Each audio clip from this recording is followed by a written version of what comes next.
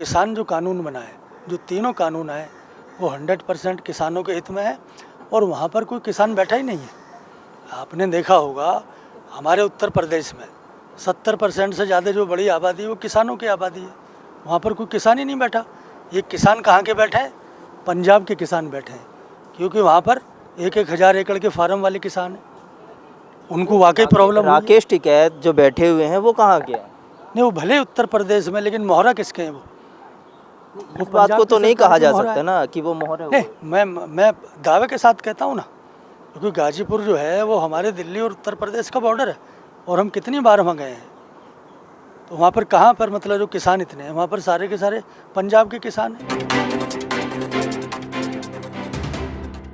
Allahabad high court का फैसला आया है, उसे लेकर के वो क्या सोचते हैं कि गाय को राष्ट्रीय पशु बनाना चाहिए या नहीं बनाना चाहिए। इरफान जी, जो गाय को लेकर के एक ध्रुवीकरण चल रहा था बहुत टाइम से, क्या लगता है अब आपको? नहीं, हाई कोर्ट माननीय उच्च न्यायालय ने, जो उनके एक बहुत ही काबिल जज हैं, उन्होंने जो अपनी राय दी है वो बिल्कुल सही राय दी है। और गाय को जो है वो राष्ट्रीय पशु घोषित करना ही चाहिए, क्योंकि हमारे यहाँ पर गाय जो है वो बहुत ही मुकद्दस मानी जाती है और उसके जो है जो दूध है वो बहुत ही शिफा है। और उसके लिए तो अभी नहीं, जो हमारे हुजूर पाक सल्लल्लाहु अलैहि वसल्लम थे, उन्होंने भी उसके बारे में अपनी जो है राय दी थी कि गाय का जो दूध है बहुत उसमें शिफा है, उससे बहुत सारी जो है बीमारियों की एक दवा अगर कोई है तो गाय का दूध है। तो गाय जो है वो हमारे देश के लिए बहुत ही मुकद्दस जानवर है और उसको राष्ट्रीय पशु घोषित होना ही चाहिए। मैं उनकी राय का बहुत सम्मान करता हूँ और कदर भी करता हूँ और उनकी उस मांग का समर्थन भी करता हूँ, उनके उस फैसले का भी समर्थन करता हूँ। लेकिन जब से ये फैसला आया है, इलाहाबाद हाई कोर्ट ने फैसला दिया है, इस पे बहुत सारी लोगों के ट्वीट आने शुरू हुए हैं और एक ट्वीट ऐसा भी था जिसमें उन्होंने कहा था कि राष्ट्रीय पशु नहीं, राष्ट्रमाता की उपाधि दी जाए।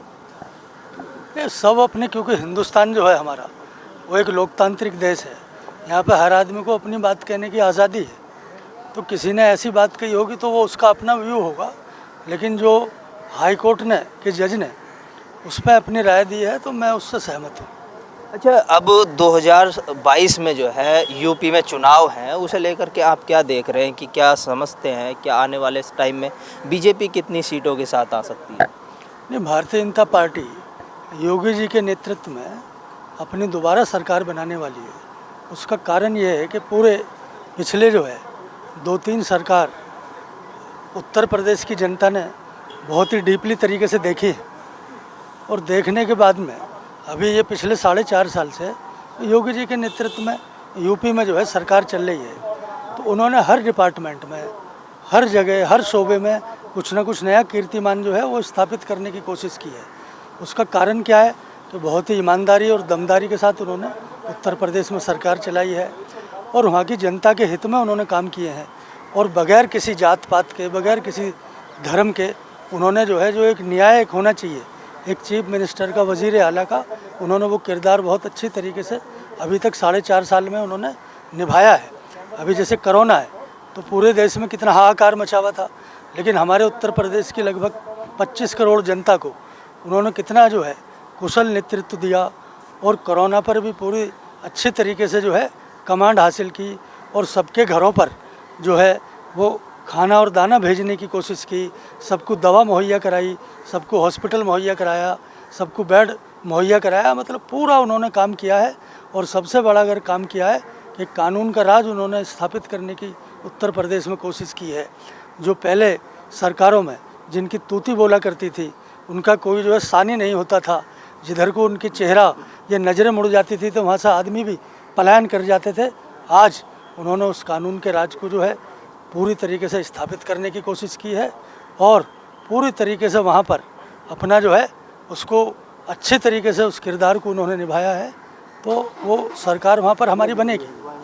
उत्तर प्रदेश में जो है महिलाओं के लिए लेकर के लगातार ये कहा जा रहा था कि इस राज्य में जो है महिलाएं सुरक्षित नहीं है। नहीं, मेरे को तो ऐसा लगता है और जो मैंने बहुत ही डीपली देखा है कि उत्तर प्रदेश से ज़्यादा सुरक्षित कहीं भी महिलाएं नहीं हैं। अभी आपने देखा होगा जो हमारे यहाँ पर दिल्ली में सरकार है, उसके राज्य में देखा आपने कितनी लड़कियों के साथ रेप हो रहे हैं, कितनी लड़कियों के साथ बलात्कार हो रहे हैं और कितने बड़े अन्याय हो रहे हैं। उत्तर प्रदेश में ऐसा नहीं है। महिलाओं की पूरी सामाजिक सुरक्षा, उनकी सेफ्टी और सिक्योरिटी के लिए अगर कहीं सबसे अच्छा काम हुआ है तो उत्तर प्रदेश में योगी जी के राज में हुआ है। और उसका आपने देखा होगा कि अभी कितने मतलब जो पहले जितनी लड़की हैं स्कूल में जाती हैं एकदम बिंदास जाती हैं, कहीं कोई उनको जो है दूर दूर तक जो है उनसे आदमी जो है आते नहीं हैं। पिछले आप सरकारों में देखिए, आप हमारे अखिलेश जी जब थे उनकी सरकार में देखिए, उससे पहले मायावती जी थी उनकी सरकार में देखिए, कितने जो है रेप और बलात्कार और अपराधी जो है सड़कों पर नंगा नाच जो है मचाते थे। आज आपको कहीं देखने से आता है? आपको सहारनपुर से लेकर और इलाहाबाद तक कोई नज़र आता है क्या? आपको गाज़ियाबाद से लेकर और गोरखपुर तक कोई नज़र नहीं आएगा। सब एकदम कानून का राज है। और जिसने भी कभी गलत काम करने की कोशिश की तो उस पर योगी जी ने पूरी सख्ती के साथ उस पर कानून का पालन करने की कोशिश की। और कानून का जो ईमानदारी से राज होता है उसको अगर कहीं किसी ने स्थापित किया है तो वो उत्तर प्रदेश की सरकार ने किया है। इरफान अहमद जी, लगातार जो उत्तर प्रदेश की राजनीति है वो कहीं ना कहीं नए सिरे से एकदम शुरू हो रही है एक, और कहीं जो था वो एक मांग उठ रही है कि योगी जी ने देश के युवाओं को ऐसा कुछ रोज़गार नहीं दिया जो अखिलेश दे चुके थे। अखिलेश यादव के लैपटॉप लोग याद कर रहे हैं, लेकिन कहीं योगी आदित्यनाथ की एजुकेशन सिस्टम को कमज़ोर तोड़ते हुए नज़र आ रहे हैं, ऐसा कुछ आरोप लगाए जा रहे हैं। नहीं, वो उन्होंने अगर लैपटॉप दिए थे तो राजनीति के तहत दिए थे। और लैपटॉप तो तभी चलते ना जब बिजली होती। उनके राज्य में बिजली कितने घंटे आती थी आपको तो मालूम है। आप इतने अच्छे पत्रकार हैं, आप पहले से ये सब चीज़ों को कवर करते हैं। अभी आप नोएडा में पहले कितने घंटे बिजली आती थी, आज कितनी आती है? अभी हर गांव में 18 से 20 घंटे बिजली आती है और सतत बिजली आती है। पहले क्या होता था, एकदम किस्तों में आती थी, 1 घंटे आ गई, 3 घंटे भाग गई, 2 घंटे आ गई, फिर 4 घंटे का कट आ गया। अभी लगातार अगर बिजली देने का अगर किसी ने काम किया है तो हमारे योगी जी की सरकार ने काम किया है। और जो हमारे बिजली मंत्री हैं वो लगातार उसकी मॉनिटरिंग के लिए, और कहीं अगर ट्रांसफार्मर भी अगर कहीं फूक जाता है तो 24 घंटे में उसे बदलने का अगर किसी ने काम किया है तो योगी जी सरकार ने किया है। अभी आप जाइए, हमारे यहाँ किसान कितने खुशहाल हैं।